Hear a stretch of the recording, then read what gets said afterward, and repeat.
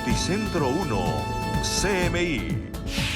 Insólito, así se ven los 4 postes de luz en una cancha que construyeron en el sur de Bogotá. Brutal golpiza a un domiciliario en el norte de Bogotá. Agresores serían barristas. Asesinan a otras 2 venezolanas en el sur de Bogotá. Estaban dedicadas al negocio del microtráfico. Avanza minga indígena. Hoy llega a Ibagué. ¿Dónde se quedarán en Bogotá? Habla esposa de mototaxista asesinado. Por el crimen vinculan a policía. Fronteras terrestres siguen cerradas, pero regresan caminantes venezolanos. Juez de Cartagena obligado a casar a 2 mujeres. ¿Y el conductor? No aparece hombre de carro fantasma que arrolló a ciclista en el Valle. A pedazos se roban edificio que desalojaron en Medellín por errores en construcción. Con Luisa Tobo. Muy buenos días, bienvenidos a Noticentro 1 CMI. Comenzamos esta emisión de noticias con una insólita historia de una cancha de fútbol que fue construida en la localidad Antonio Nariño, en el sur de Bogotá, y en la cual dejaron 4 postes de luz en medio de la obra. Según la alcaldía local, los postes serán removidos este fin de semana. Natalia Dávila está en el lugar. Natalia, muy buenos días. Luisa y televidentes, buenos días. Pues hemos hablado con algunos ciudadanos que viven aquí en el sector del Restrepo, en la localidad de Antonio Nariño, ubicado en el sur de Bogotá. Han dicho que fue gracias, o más bien por el robo de algunas polisombras que cerraban esta infraestructura, que se pudieron dar cuenta cómo venía quedando esta infraestructura que fue modificada. Esto era un parque y lo que hizo la alcaldía local fue convertirla en canchas, una de fútbol y otra cancha de baloncesto. Cuando se robaron esta polisombra, pues los ciudadanos pudieron evidenciar en qué proceso iba, y es que ya está completamente pintada, completamente modificada, adecuada, pero quedaron en medio de estas 2 canchas 4 postes de alumbrado público. Hemos hablado con la alcaldía local y también con el consorcio adecuado para esta modificación, y lo que nos han dicho es que estos postes de luz llevan más de 30 años ubicados en este lugar, que se están haciendo las modificaciones para este fin de semana extraerlos de este lugar. Sin embargo, lo que dicen los ciudadanos es que empezaron al revés esta obra. Debieron primero haber quitado estos postes y posteriormente ahí sí hacer las modificaciones. Hablamos con el alcalde local. Hace falta adicionalmente trasladar unos postes que llevan allí 30 años debido al cambio de las canchas. Este es un trámite que se inició hace 6 meses, está a cargo de Enel Codensa y del contratista de la obra. Esto no genera sobrecostos, no genera retrasos en el plazo contractual, porque adicionalmente aún estamos en plazo normal de ejecución. Y en otras noticias, en el sector de Cedritos, en el norte de Bogotá, en las últimas horas se registró una fuerte riña entre sujetos asociados a barras y domiciliarios. Uno de estos domiciliarios resultó gravemente herido, recibió 9 puñaladas por parte de estos sujetos y fue trasladado a un centro asistencial en donde a esta hora se recupera. Hablamos con algunos ciudadanos y testigos de estos hechos, quienes han denunciado que son constantes las riñas y los actos de intolerancia en esta zona de Bogotá. Le hacen un llamado a las autoridades para que presten atención y para que controlen el porte de estas armas en estas barras. También hablamos con el comandante de la localidad de Usaquén, quien aseguró que fueron capturados. Sin embargo, 12 horas después de su captura, pues estos jóvenes fueron dejados en libertad nuevamente. Logramos la captura de 4 personas que en la 151 con carrera novena se encontraban en una riña recíproca. Estas personas tenían armas blancas en su poder. La policía actúa rápidamente y logra la captura e incautación de estas armas. Y sobre las 12 del mediodía también ampliaremos la información sobre un nuevo acto sicarial que se registró esta vez en la localidad de Bosa, en el sur de Bogotá. Esta vez las víctimas fueron 2 mujeres de nacionalidad venezolana, quienes, de acuerdo con las pesquisas de la Policía Metropolitana de Bogotá, estarían asociadas a problemas por el microtráfico. Estas mujeres hacían que vendían elementos en venta ambulante, en carros de venta ambulante en las calles de este barrio Bosa Linda, y allí en estos carros de venta ambulante sería donde donde camuflaban la droga. Tuvieron problemas por este tema de microtráfico y en un acto sicarial en las últimas horas fueron ultimadas en plena vía pública. Hablamos también con algunos residentes de esta zona en el sur de Bogotá, quienes aseguran que las bandas venezolanas tienen azotada a la inseguridad en toda la ciudad de Bogotá. Sobre las 12 del mediodía ampliaremos esta información. Luisa, continúe usted con más noticias. Así es, Natalia, muchas gracias. Haciendo maromas, habitantes del barrio Rebollo en Barranquilla entran a sus casas por error en una obra de canalización. Jorge Castro, muy buenos días. ¿Cómo es esta historia? Muchas gracias, Luisa, muy buenos días. Se canalizó el llamado Arroyo Hospital aquí en la ciudad de Barranquilla, pero las casas han quedado por debajo del nivel de este canal. Casas que quedan incluso por más de 1 metro de profundidad. Casas en las que la puerta se puede evidenciar que normalmente puede ser una puerta de 2 metros, 2 metros 20 de altura. Acá se transforma en esta casa que vamos a mostrar, don Roberto Montalvo, vamos a mostrar en esta casa que vamos a mostrar acá. Podemos abrir. ¿Cómo se encuentra mi señora? ¿Mi señora? Sí, dígame. Bueno, mire, en la casa, aquí ahí tenemos 1,20 metros aproximadamente. Acérquese, mi señora. Bueno, ¿su nombre? Aida Urbina. Óigame, señora Urbina, ¿cómo quedó esta casa? Bueno, esta casa ha quedado, mire, toda deteriorada, las puertas ya no sirven, todo esto cuando no habían canalizado todavía esto. No nos hundíamos, pero ahora todos nos hundimos aquí en este lugar. Nos hundimos y estamos, mire cómo vivimos, cómo estamos aquí. Esta iglesia es la iglesia de la comunidad de aquí, de este barrio. Además, se inunda cuando llueve el canal de la... Ahora se mete el agua por ahí, se llena todo esto de agua. Y también por allá también se entra el agua. Muchas gracias, mi señora. Bueno, como estas son cerca de 80 viviendas aproximadamente aquí del barrio Rebolo, que se encuentran en esta condición. Ya ha comenzado el levantamiento de varias de ellas, pero aún restan muchas, según han comentado los vecinos del barrio. Y en otras noticias, le cuento que la esposa de un mototaxista en el municipio de Soledad está reclamando justicia, pues señala a policías de haberlo asesinado después de intervenir el mototaxista cuando se le solicitaba una requisa a su hijo. Se señala directamente a un policía que habría disparado contra el mototaxista de 50 años que perdió la vida en el instante. De acuerdo con lo que se ha señalado, es una investigación que internamente ya adelanta la Policía Metropolitana de Barranquilla por la manera como se produjo este asesinato y del cual señalan a la Policía Metropolitana de Barranquilla. Más adelante tendremos desarrollo de estas y otras noticias desde Barranquilla. Caminantes venezolanos regresan a las carreteras del país, a pesar de que las fronteras terrestres siguen cerradas. Ana Mercedes Ariza encontró un punto donde los migrantes se alimentan solidariamente. Ana Mercedes, buenos días. Luisa, televidentes, cordial saludo. Pues comenzó efectivamente a vivirse otra vez la pesadilla para cientos de venezolanos que están retornando a esta región del país. Vamos a preguntarle a Alba Pereira de la Fundación Entre Dos Tierras. ¿Cuántos, Alba, con los muy buenos días, cuántos compatriotas suyos están regresando a Colombia? Buenos días, bueno, tenemos un promedio de 300 personas que están entrando a la ciudad. Ese dato lo tenemos confirmado con Bochalema y toda la red humanitaria que está desde Los Patios hasta Bucaramanga.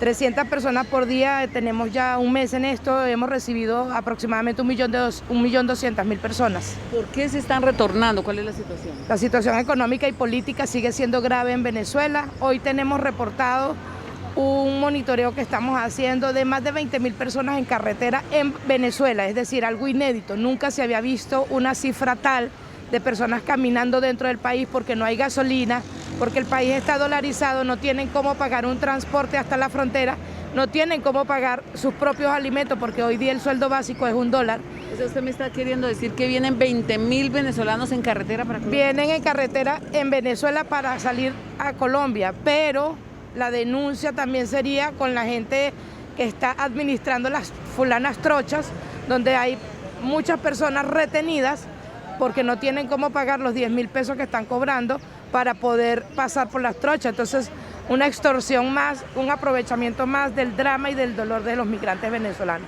Bueno, llegan aquí, ¿qué van a hacer? Aquí está prohibido los parques, utilizarlos.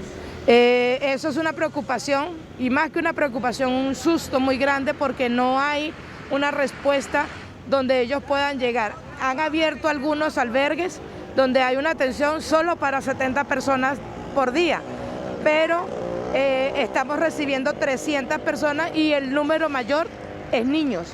Y es una situación muy preocupante, porque no sabemos cómo va a resolver la municipalidad y el departamento esta situación tan crítica. ¿Qué piden ustedes? Un espacio para que esta gente pueda llegar, comer, un poquito de asearse un poco y seguir su camino ya un poco más descansado. No le estamos pidiendo al municipio que se haga responsable de que se queden en la ciudad, pero sí en el momento en que estén, que tengan un tipo de atención a esta crisis humanitaria. Gracias, Alba. Alba Pereira, de la Fundación Entre Dos Tierras.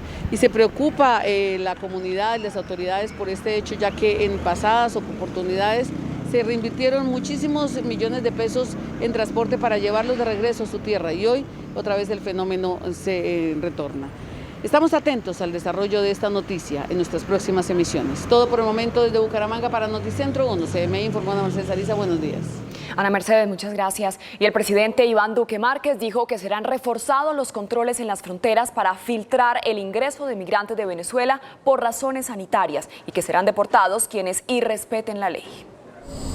Los colombianos hemos practicado el principio de fraternidad y solidaridad con las personas que llegan de Venezuela huyendo de la dictadura de Maduro, dijo en Córdoba el presidente Iván Duque, pero por primera vez y en tono enérgico advirtió que no habrá ninguna contemplación con los inmigrantes que violen las leyes del país. Donde nosotros veamos que hay una persona que está violando ese principio de fraternidad que se les ha brindado en Colombia, serán deportados de inmediato. Duque también anunció que por razones sanitarias será reforzada la vigilancia en la frontera con Venezuela. Mucho más en esta situación de COVID-19, porque la pandemia no se ha ido y nosotros no podemos dejar que se ponga en riesgo la vida y la salud de ningún ciudadano. El jefe de Estado recalcó que el país mantendrá una visión fraterna frente a la problemática de la inmigración venezolana. Y en el Valle del Cauca siguen buscando al conductor de un vehículo fantasma que estaría involucrado en el accidente con un ciclista en zona rural del municipio de El Cerrito.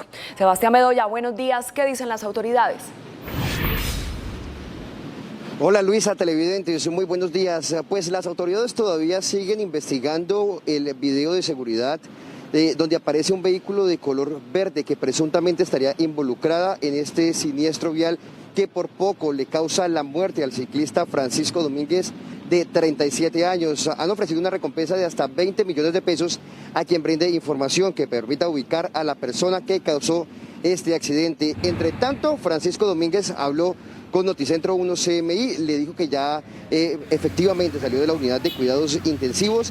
En estos momentos lucha por recuperar la movilidad de sus pies y le ha hecho un llamado tanto a las autoridades como para los conductores, y es a respetar la vida de todos los ciclistas. Precisamente anoche se hizo una velatón en el municipio de Palmira para rendirle un homenaje a este ciclista, pero también para hacerle un llamado de conciencia a todos los conductores.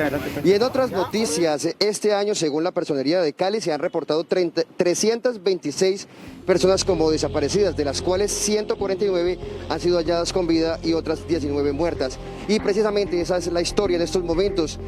Se trata de Alejandro Ramírez Chávez, un joven de 23 años que ya completará 2 meses desaparecido. Su familia lo busca de manera angustiosa, y quienes lo hayan visto se pueden comunicar a los teléfonos que aparecen en pantalla: 318-632-3316 y 316-406-8151. A esta hora nos acompaña Paola Chávez, ella es su mamá. Doña Paola, bienvenida a Noticentro 1 CMI. ¿Cómo desaparece su hijo? Gracias por la oportunidad. Bueno, mi hijo salió de casa el día viernes 21, se iba a reunir con unos amigos en el barrio, estuvo allí, luego se desplazó hacia un barrio cercano donde también tiene amigos, compartió con ellos y volvió a la nueva base. Luego, pues, él manifestó que iba para la casa de la excompañera sentimental y pues no se sabe desde ese momento de mi hijo. Si él la está escuchando, o las personas que tienen a su hijo, ¿usted qué les dice? Bueno, evidentemente yo sé que mi hijo lo tienen retenido a la fuerza, entonces le quiero pedir a esas personas que por favor se apiaden de mi dolor, de mi angustia, que ya es demasiado tiempo, mi hijo es un buen muchacho, no le debe nada a nadie, que por favor lo liberen. Y si él me está escuchando y puede regresar a casa por sus propios medios, también le quiero decir que acá lo estamos esperando con los brazos abiertos. Doña Paola, muchísimas gracias. Esperamos un pronto regreso. Según la Personería de Cali, no es necesario que una familia espere entre 24 y 48 horas para que reporte la desaparición. Se debe hacer de manera inmediata. Y también le hizo un llamado a las autoridades para que no estigmaticen a las personas que viven en estratos bajos, porque siempre tienden a pensar mal cuando llega un caso como de estos de desaparecidos. Es por ahora la información desde Cali. Sebastián Bedoya para Noticentro 1, CMI. Sebastián, muchas gracias. Y con esta información hacemos una pequeña pausa, pero al regresar a Noticentro 1, CMI, avanza minga indígena. Hoy llega a Ibagué. Ya volvemos. Seguimos en Noticentro 1 CMI. Avanza la minga indígena rumbo a Bogotá. El secretario de Gobierno del distrito, Luis Ernesto Gómez, dijo que la capital no escatimará gastos y garantizará las condiciones sanitarias para la permanencia de los indígenas en la ciudad. El secretario de Gobierno, Luis Ernesto Gómez, confirmó que ante la negativa del Gobierno Nacional, el distrito garantizará la logística sanitaria para la permanencia de la minga indígena en Bogotá. Nos sorprendió que el Gobierno Nacional no quería pagar ni siquiera un baño. Si no paga un baño, no me quiero imaginar cómo están respondiendo a las otras solicitudes y peticiones que tienen los pueblos indígenas. Por ahora se estudian 3 posibles lugares para alojar a la minga. Si llegan a ser más de 5.000, se quedarían en el estadio de techo. Si llegan menos, se habilitaría la Plaza de los Artesanos o el Coliseo Cubierto El Salitre. El decreto 2340 de 2015 establece con claridad que es competencia del Ministerio del Interior, del Gobierno Nacional, la relación con los pueblos indígenas, así como todo el apoyo y garantía de derechos humanos y de solicitudes logísticas por parte de estas comunidades. Sin embargo, como lo he dicho, el distrito pues no se va a poner a escatimar con unos baños. El distrito controlará el cumplimiento de los protocolos de bioseguridad y hará testeo masivo de COVID en la minga. Racha de homicidios en Urabá, Antioquia. En Mutatá se presentó el crimen de una pareja de esposos y en Carepa 2 jóvenes fueron asesinados en un ataque armado. Yusi, muy buenos días. ¿Quiénes son las víctimas?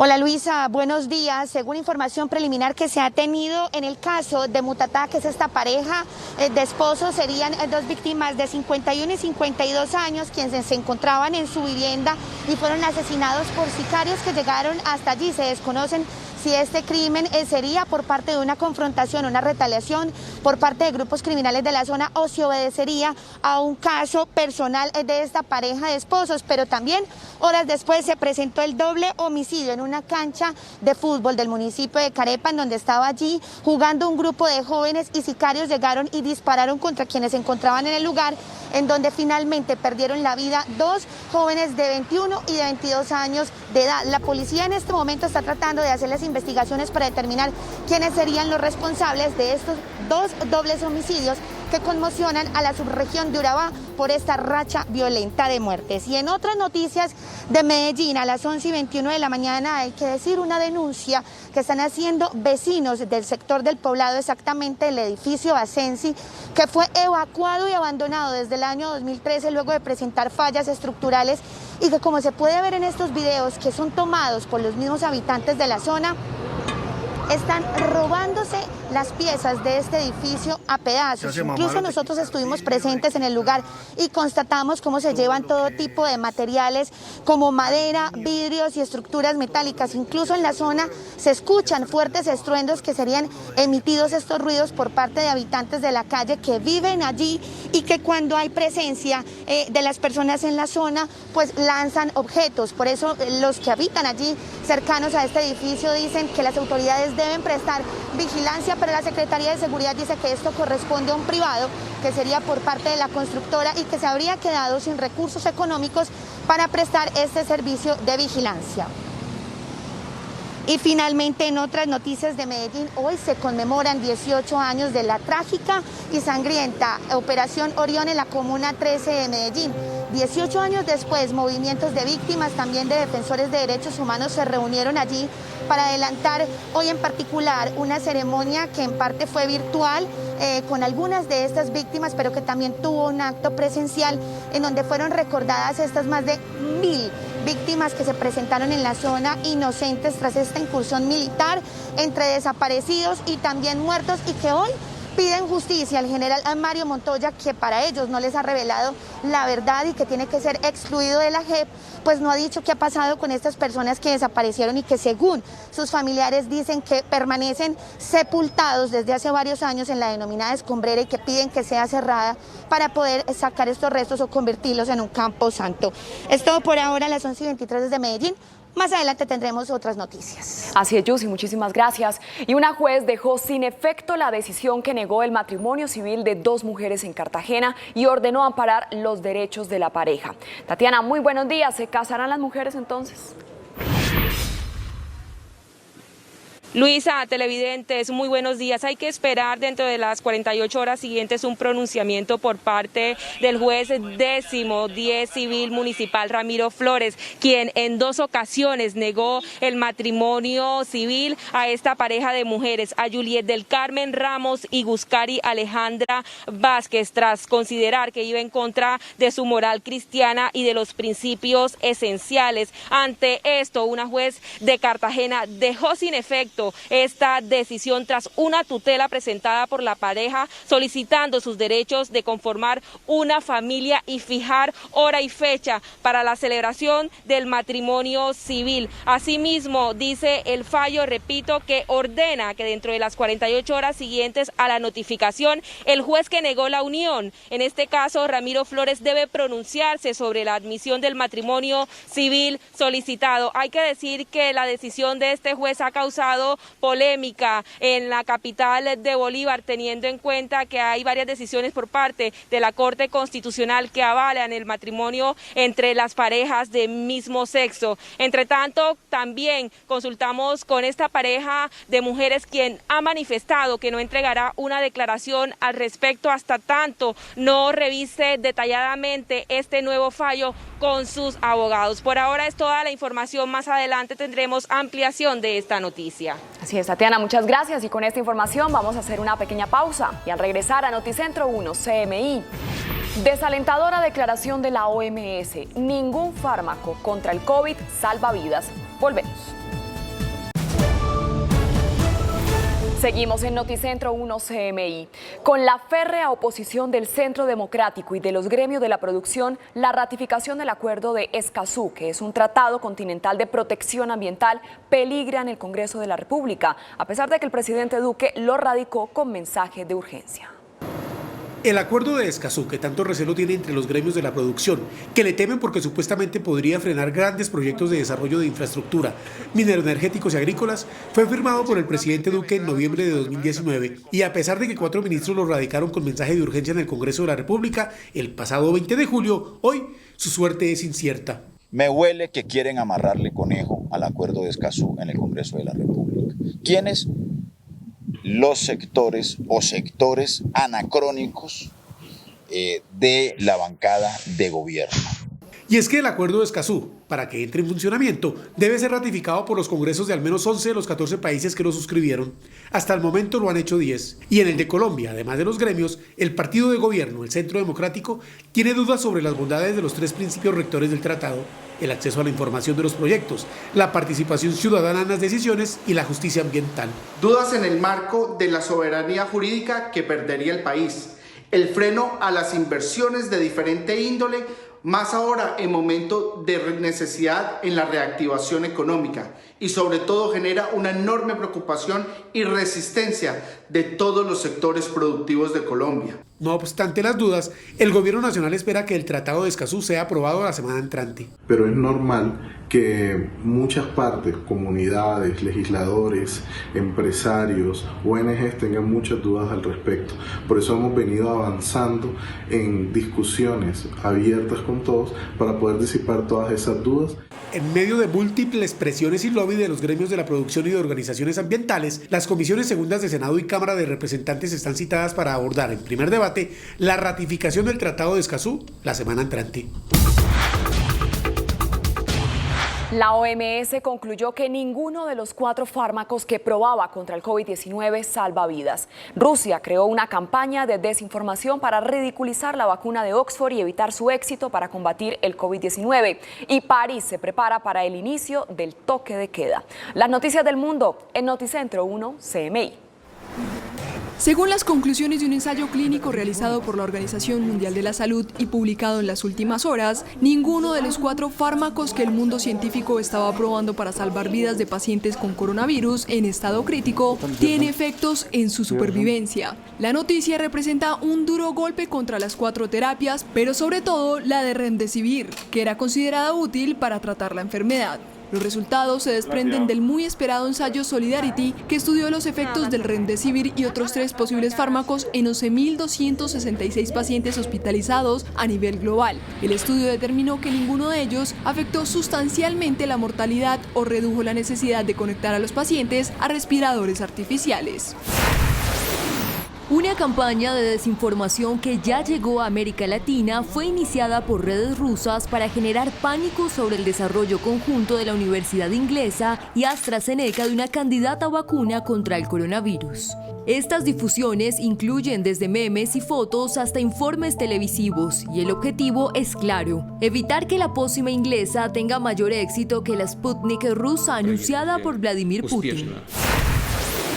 Durante el foro de ayer transmitido por NBC y después de dudar en hacer el compromiso durante semanas, el presidente Trump dijo que aceptaría una transferencia pacífica del poder si pierde las elecciones, pero continuó sembrando dudas sobre los resultados electorales e hizo afirmaciones sobre funcionarios de la administración Obama que espiaron su campaña de 2016. And they spied heavily on my campaign, and they tried to take down a duly elected sitting president. And then they talk about, will you accept a peaceful transfer? And the answer is yes, I will. But I want it to be an honest election, and so does everybody else. When I see thousands of ballots dumped in a garbage can and they happen to have my name on it, I'm not happy about that. Durante todo el foro al mandatario no le fue tan bien. Se enfrentó a la inclemente periodista Savannah Guthrie, quien lo puso en más de una ocasión contra las cuerdas. Trump respondió sus cuestionamientos con más preguntas y evasivas. El general mexicano Salvador Cienfuegos, secretario de la Defensa Nacional en el gobierno del presidente Enrique Peña Nieto, fue detenido en Estados Unidos, según informó el canciller de México, Marcelo Ebrard. Cienfuegos fue capturado a su llegada al aeropuerto de Los Ángeles. Versiones extraoficiales señalan que los cargos en su contra son por narcotráfico en su modalidad de distribución. Los habitantes de París tendrán que respetar un toque de queda a partir de hoy a medianoche para intentar frenar una pandemia que avanza de forma descontrolada en Europa y obliga a adoptar restricciones en otros países como España, donde todos los bares de Cataluña cerraron durante 15 días. La situación también es crítica en Alemania, un país considerado ejemplar en su gestión de la pandemia, que ve cómo los contagios aumentan significativamente. A continuación, los titulares de las noticias que desarrollaremos en Noticentro 1 CMI. Fronteras terrestres siguen cerradas. Venezolanos aparecen en carreteras. Están entrando por trochas. Asesinan a otras 2 venezolanas en el sur de Bogotá. Estaban dedicadas al negocio del microtráfico. Insólita cancha con 4 postes de luz. Así fue la brutal golpiza a un domiciliario en el norte de Bogotá. Habitantes del Rebolo en Barranquilla hacen maromas para entrar a sus casas. Mujer señala a policía por muerte de esposo. Tenía 50 años. Frustrante búsqueda. No encuentran a conductor de carro fantasma que arrolló a ciclista en Cerrito Valle. Desde puertas hasta ladrillos se roban en edificios desalojados en Medellín. Pues obligado por ley a casar a pareja de mujeres en Cartagena. Con Luisa Tobo. Seguimos en Noticentro 1 CMI. Regresa el drama de los migrantes venezolanos a las carreteras de Santander, a pesar de que los pasos fronterizos están cerrados. Pero ¿cuántos venezolanos han ingresado al país en medio de la pandemia y qué operativos tienen las autoridades frente a esta problemática? Ana Mercedes Ariza con el reporte. Ana, buenas tardes.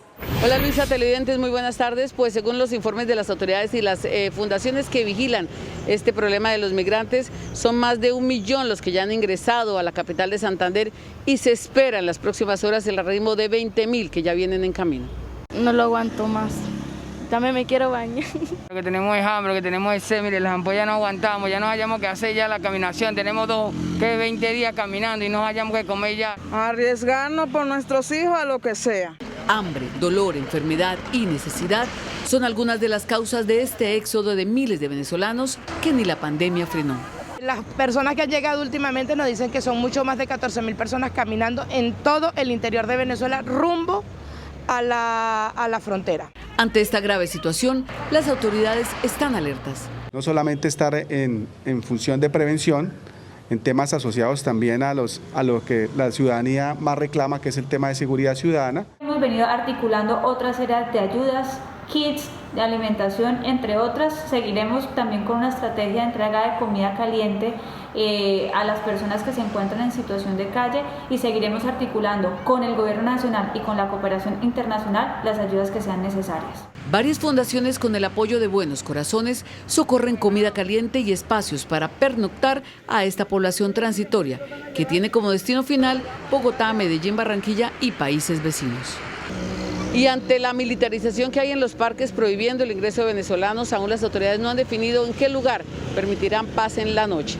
Estamos atentos al desarrollo de esta noticia en la capital de Santander. Para Noticentro 1, CMI informó Ana Mercedes Ariza. Buenas tardes. Ana Mercedes, gracias. Migración Colombia prepara un plan de contingencia para el regreso de venezolanos que están ingresando por pasos ilegales. El director de Migración Colombia, Juan Francisco Espinosa, anunció que la frontera con el país vecino Venezuela seguirá cerrada por lo menos hasta el próximo 31 de octubre. Se estudia una posible apertura sin fecha definida aún. Hay una gran inquietud sobre el momento de apertura de frontera.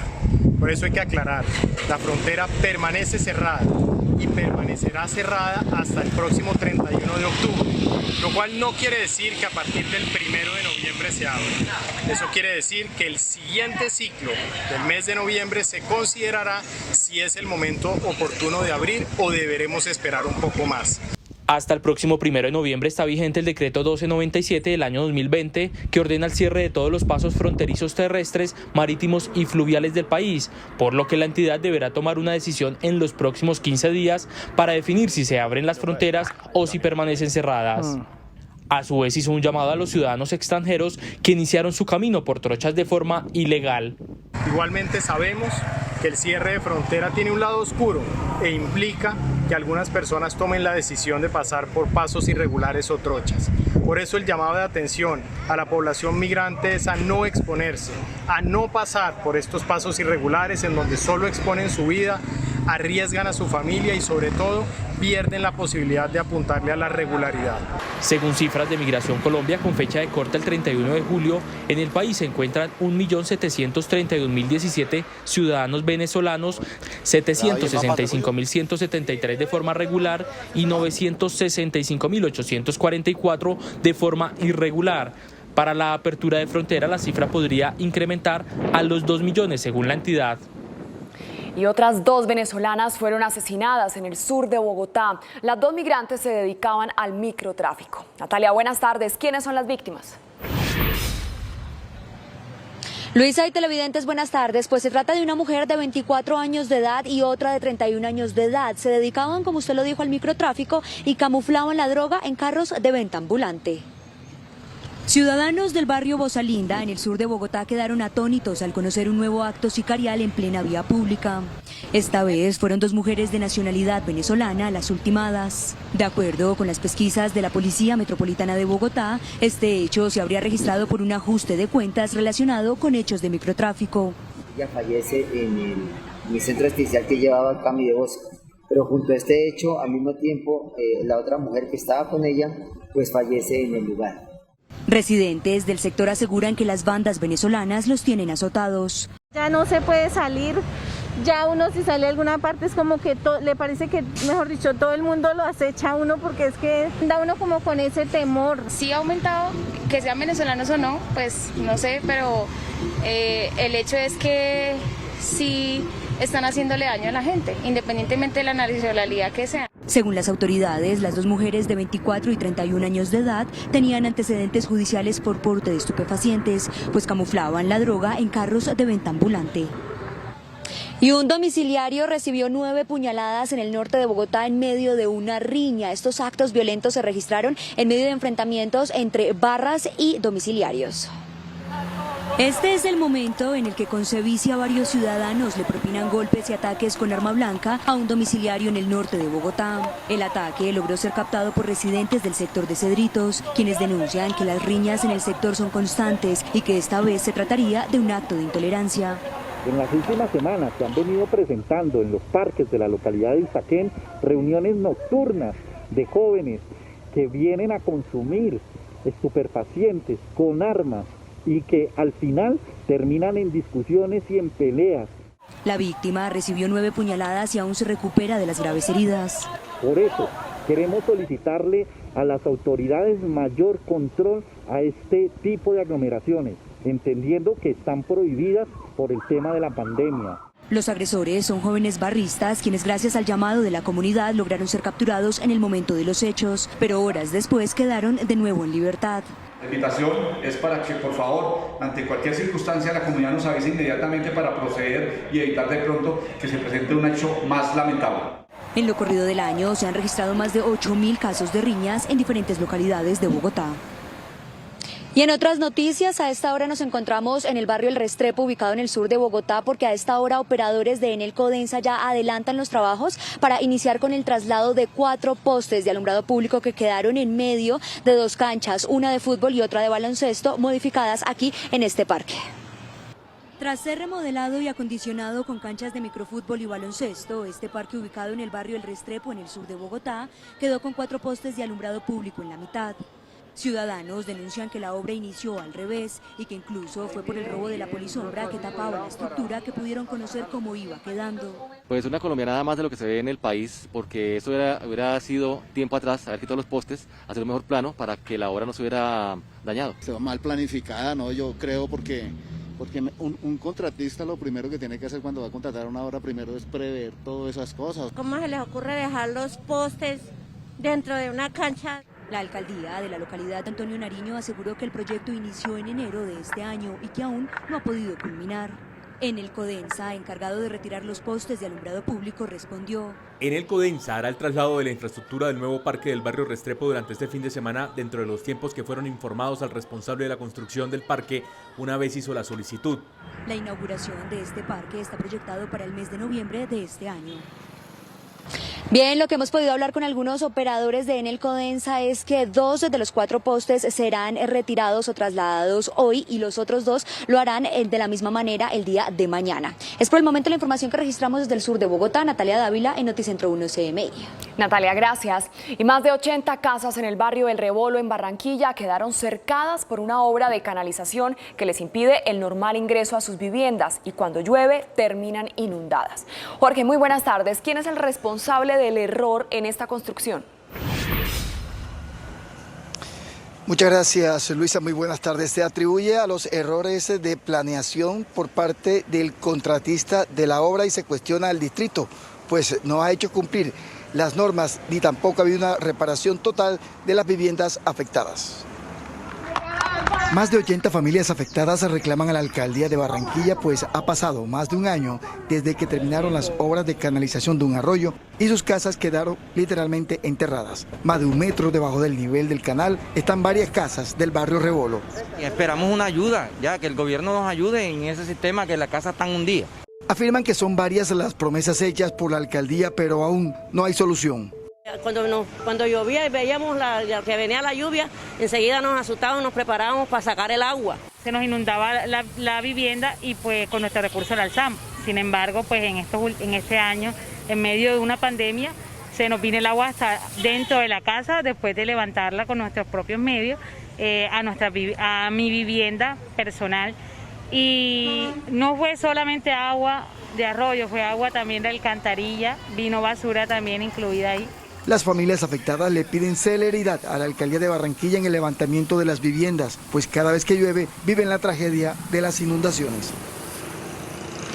Y una mujer en el barrio Villasol del municipio de Soledad, en el área metropolitana de Barranquilla, pide la intervención de la Procuraduría y responsabiliza a la Policía Nacional de la muerte de su esposo.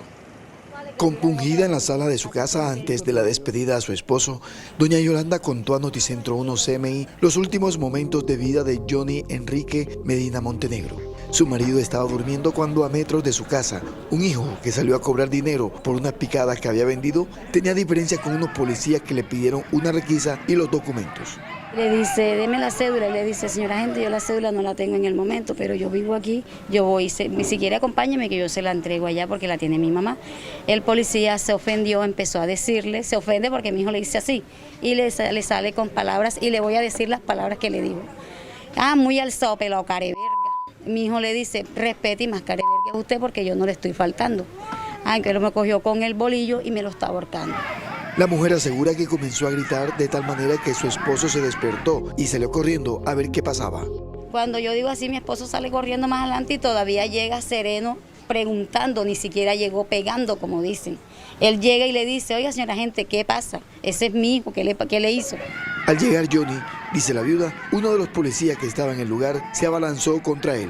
Él le dice, oiga señora agente, y él no le presta atención, lo que hace es que coge, se le lanza encima y se lo trae para encima de él. Ellos se caen. Mi esposo queda abajo, el tipo se levanta, con el arma que tenía en la mano le hizo los 2 tiros. Más indignante para la mujer es que su esposo haya sido asesinado como un delincuente. Y cuando pasan otros agentes, gritaron, ¡bingo!, levantaron los brazos ahí en esa esquina. En medio del dolor, Yolanda pide justicia y que la Policía Nacional asuma la responsabilidad por esta muerte. El esposo de doña Yolanda, de oficio mototaxista, fue sepultado ayer en horas de la tarde en el cementerio Jardines de Paz. Noticias desde Barranquilla con Jorge Castro, Noticentro 1, CMI. Última hora, Noticentro 1, CMI. Mucha atención porque el Tribunal de Cundinamarca le abrió un incidente de desacato al presidente de la República, Iván Duque, por presuntamente incumplir la orden de suspender las operaciones de tropas de Estados Unidos en Colombia. La orden se da como parte de un recurso presentado por varios congresistas que aseguraron ante el tribunal que el legislativo aún no ha avalado la presencia de los uniformados extranjeros. Con esta información hacemos una pequeña pausa, pero al regresar a Noticentro 1 CMI. A pedazos se roban edificios desalojados en Medellín por errores de construcción. Ya volvemos.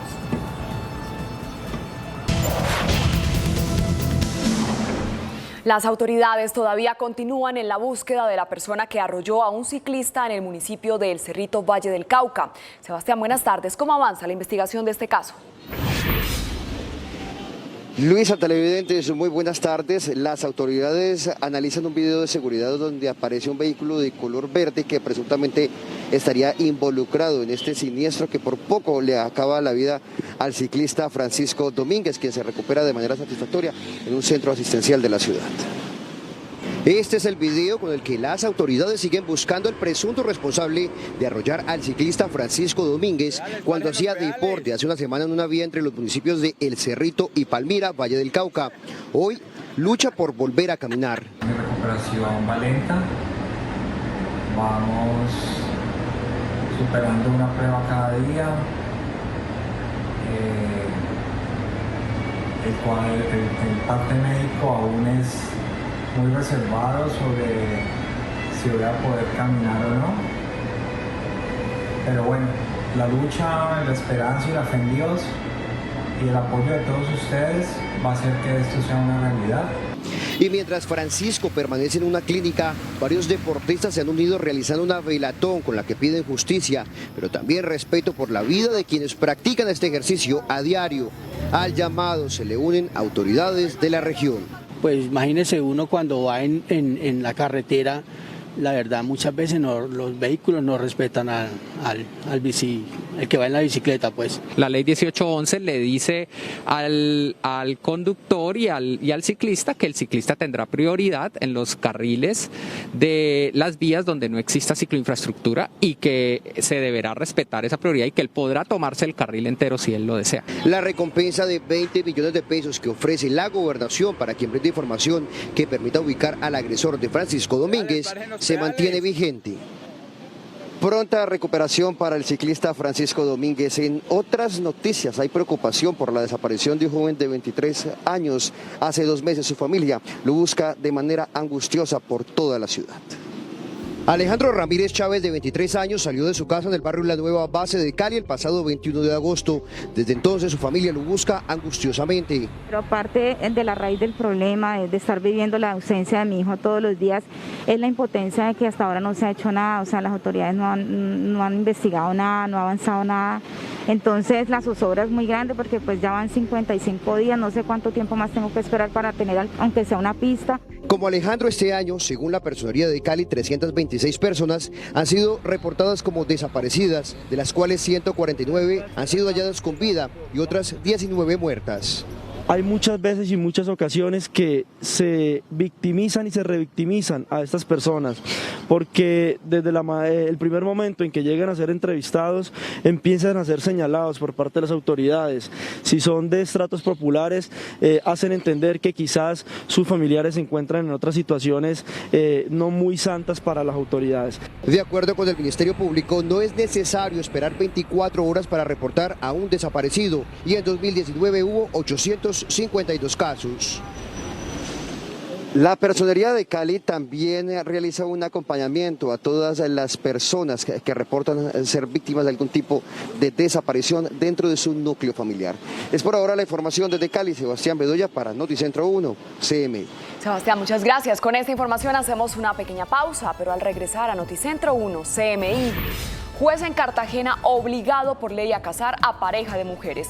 Ya volvemos. Seguimos en Noticentro 1 CMI. A pedazos se roban partes del edificio Ascensi en Medellín, que permanece abandonado por fallas estructurales desde el 2013. Esta es la escena que todos los días se repite en el edificio Ascensi del barrio El Poblado de Medellín. Permanece en total abandono desde el año 2013, cuando fue evacuado por las autoridades debido a fallas estructurales. Desde entonces es saqueado por habitantes de calle que se roban todo tipo de piezas. Este espacio ha sido invadido, digámoslo así, por habitantes de la calle que han sacado pues absolutamente todo, desde vidrios hasta llaves, cobre. Vecinos del sector se quejan de los continuos ruidos y de los actos vandálicos que allí se cometen y que no les dejan conciliar el sueño. Tiran cosas de arriba y ¡pum! Otra cosa, dándole con un mazo, yo no sé con qué, es que yo no sé, porque eso en la noche, pues sabrá uno. La Secretaría de Seguridad de Medellín hace seguimiento al caso, pero asegura que la vigilancia es privada y que le corresponde a la constructora, pero que no tiene dinero para pagarla. La empresa Asalcia CDO ha manifestado que no tiene los recursos económicos para pagarle seguridad a este edificio. Entre tanto, continúa el malestar para los habitantes del sector, quienes deben soportar a los vecinos delincuentes que se están llevando el edificio a pedazos. Racha de homicidios en Urabá, Antioquia. En Chigorodó se presentó el crimen de una pareja de esposos y en Carepa 2 jóvenes fueron asesinados en un ataque armado. Fueron 2 los dobles homicidios perpetrados en Urabá en menos de 24 horas. El primero de ellos ocurrió en Chigorodó, en donde una pareja de esposos de 50 y 51 años de edad fue asesinada en su vivienda. El segundo ocurrió en una cancha de fútbol del municipio de Carepa, en donde sicarios dispararon contra un grupo de jóvenes. 2 de 19 y 16 años de edad murieron en el lugar. La policía se pronunció a través de un comunicado sobre esta racha violenta en Urabá, Antioquia. Con las unidades de investigación criminal se empezó a adelantar labores investigativas con el fin de recolectar la información con la comunidad y de esta manera tener características del autor o autores responsables de este suceso. Por una decisión judicial, un juez de Cartagena que se negó a casar a una pareja de mujeres, según él, por un conflicto moral, está obligado a casarlas. Tatiana, ¿ya respondió el juez? Luisa, televidentes, buenas tardes. Aún el juez 10º civil municipal Ramiro Flores no se pronuncia frente a esta decisión. El fallo lo que dice exactamente es que dentro de las 48 horas siguientes a la notificación debe pronunciarse sobre la admisión del matrimonio civil de estas mujeres. En 2 ocasiones a Juliet del Carmen Ramos y Guscari Alejandra Vázquez, el juez 10º civil municipal Ramiro Flores Torres les negó el derecho al matrimonio civil tras considerar que iba en contra de su moral cristiana y los principios esenciales. Ante lo anterior, el juzgado 9º civil del circuito de Cartagena dejó sin efecto la decisión tras una tutela presentada por la pareja solicitando sus derechos a conformar una familia y fijar hora y fecha para la celebración. En primer lugar, reconoce la jueza que al argumentar su decisión, el juez 10º está desconociendo el precedente judicial de una cantidad de sentencias de la Corte Constitucional que en los últimos 6 años han confirmado o ratificado el derecho al matrimonio igualitario por parte de las parejas del mismo sexo. Asimismo, el fallo emitido ordena que dentro de las 48 horas siguientes a la notificación, el juez que negó la unión debe pronunciarse sobre la admisión del matrimonio civil solicitado. Entre tanto, Noticentro 1 CMI contactó a la pareja de mujeres y señalaron que no entregarán declaraciones al respecto hasta que no revisen el proceso detalladamente con su abogado. Hay que decir que este nuevo fallo también ampara el debido proceso y la tutela judicial efectiva. Por ahora es toda la información desde Cartagena. Feliz tarde. Tatiana, muchas gracias. Hasta aquí la información en Noticentro 1 CMI. A continuación, no se pierda La Señora Facilet y sus hijas. Y a las 9 de la noche, una nueva emisión de noticias. Feliz fin de semana.